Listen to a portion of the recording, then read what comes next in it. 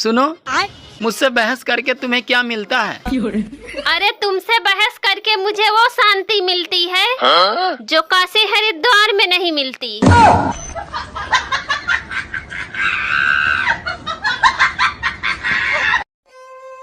Hello. हाँ? मैं तुम्हारे साथ शादी नहीं कर सकता, मेरे घर वाले नहीं मान रहे हैं। वैसे तुम्हारे घर में कौन कौन है?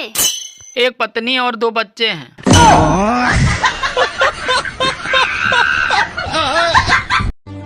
मोबाइल छोड़कर कहीं भी जाओ तो ऐसा लगता है केवल शरीर साथ आया है, आत्मा वहीं छूट गई है। वाह।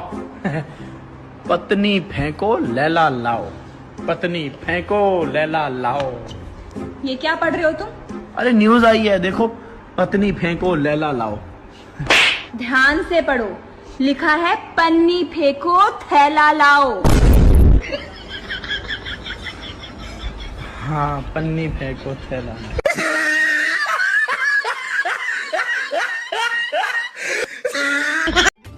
सुनो जी, दारू पीने के बाद तुम बहुत अच्छे लगते हो।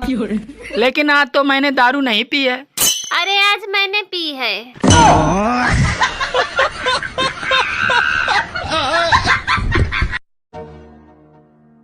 जो इंसान इस जन्म में नर है वह अगले जन्म में नर ही बनेगा, और जो नारी है वह अगले जन्म में नारी ही बनेगी। अरे माँ जी, आप जा क्यों रही हैं? जब अगले जन्म में रोटियां ही बनानी है तो सत्संग सुनने का क्या फायदा।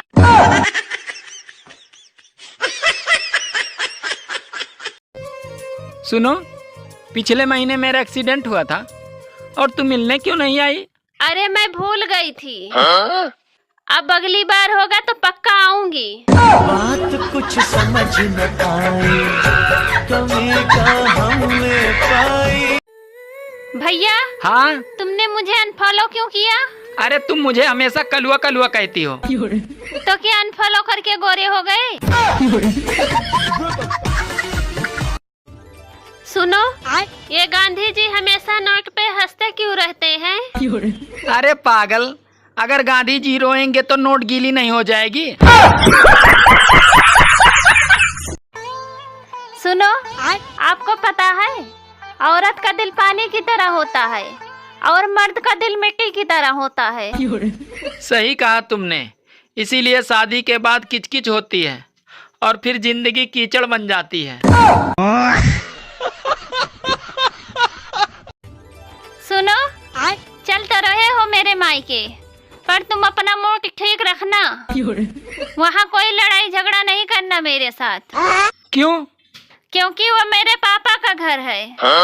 अच्छा, वो तेरे बाप का घर है और ये मेरे बाप का घर क्या कुरुक्षेत्र का मैदान है जो तुम रोज बिना बात के महाभारत करती हो?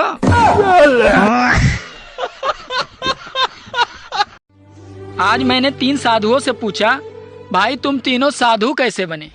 तो तीनों एक साथ बोले, अरे हम साधु से पहले हम तीनों साधु थे। कौन है रे? हम लोग सीआईडी वाले हैं, दरवाजा खोलो। काहे ला खोले? तुमसे कुछ बात करना है। तुम लोग कितना है? हम लोग 3 आदमी हैं। तो साले आपस से बात करो, मेरे पास टाइम नहीं है।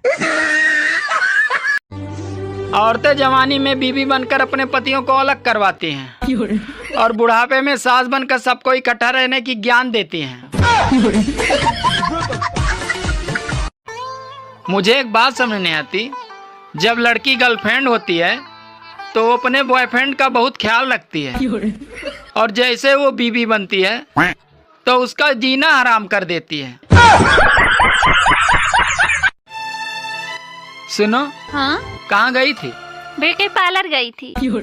अरे पीतल के चम्मच को कितना भी घिसो पर वो सोने का नहीं बन सकता।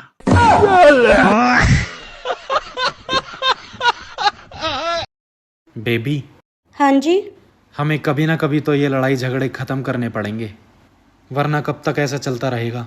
मैं भी तो वही बोल रही थी, कभी मैं सही तो कभी तुम गलत, कभी तुम गलत तो कभी मैं सही।